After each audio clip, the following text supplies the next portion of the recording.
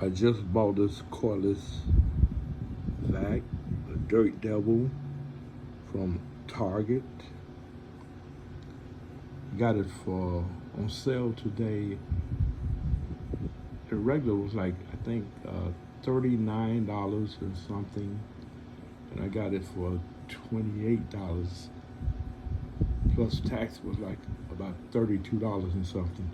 And I've been wanting a cordless vac so that I can get little areas that I need to clean. And you charge it up, I'm told. And so I took it out the box just now, and now I got it on charge. I don't know how many hours it has to charge up. So after I finish charging up, then I'll be able to use it.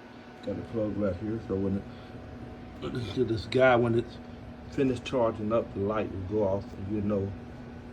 So I think it's gonna be really nice to get little areas like where my stereo stuff had dust and all this different stuff that I can use it. I've been wanting one, so I went on and got one today, and I'm happy about it. And like I said, it's called the Dirt Devil.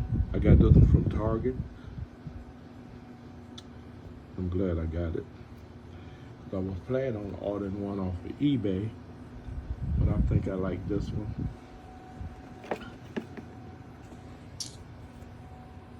Thanks.